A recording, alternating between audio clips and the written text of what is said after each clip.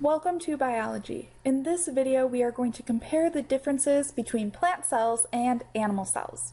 Now, if you think about it, plants and animals do totally different things, so it makes sense that their cells look a little bit different.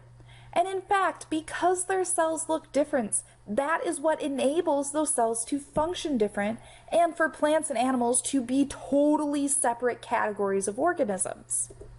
Now again, in your notes, I want you to make a Venn diagram or a chart with 3 columns. Either way works, whichever your brain sorts information better in. If you make a Venn diagram, just make sure that the circles are big enough that you can fit all of the information. Now we're going to start with the organelles and the traits of animal cells that makes them unique. So animal cells have these organelles called lysosomes. They also have centrioles, and some animal cells have flagella or cilia. Now, not all animal cells have a flagella on them, but if you see one on there, chances are you're looking at an animal cell. Plants, on the other hand, have a chloroplast, which is what converts that sunlight energy into chemical energy in the form of glucose. They also have this cell wall around the outside that provides this nice rigid structure. And they have that central vacuole that takes up most of the space inside of the cell. Now, both plants and animals have a whole bunch in common. They are both eukaryotic cells, so they have all of those traits of eukaryotes.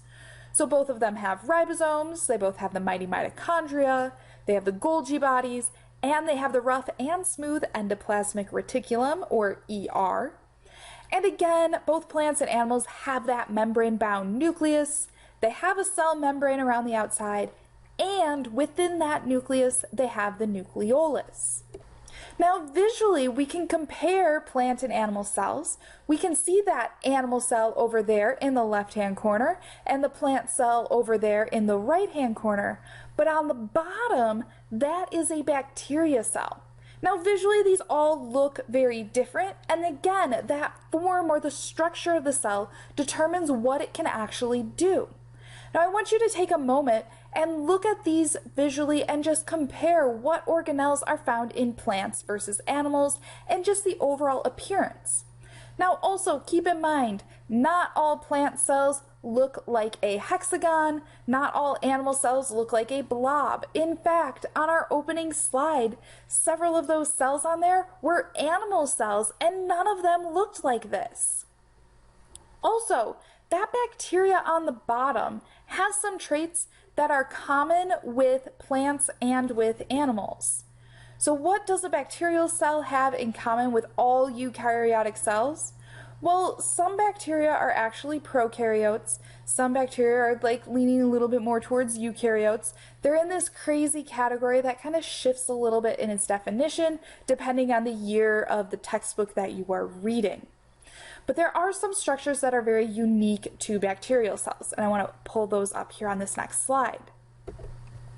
So this is a zoomed in look at a single specific type of bacteria. Now, not all bacteria look the same. This is just one example, and there are several pieces that are labeled.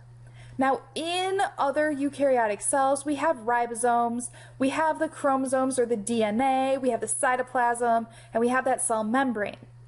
But within bacteria, we also have that cell wall, just like in a plant, but they also have this slime layer around the outside on some types of bacteria. And this bacteria also has a flagella. So the flagella is something that it has in common with an animal cell. But there's this goofy plasmid on the inside, and that's like a little loop of genetic material. So I think it's really fascinating that we have our category of animal cells, our category of plant cells, and this category of bacteria cells. And they all have a lot of stuff in common, but there are unique characteristics of each, and you do need to know them.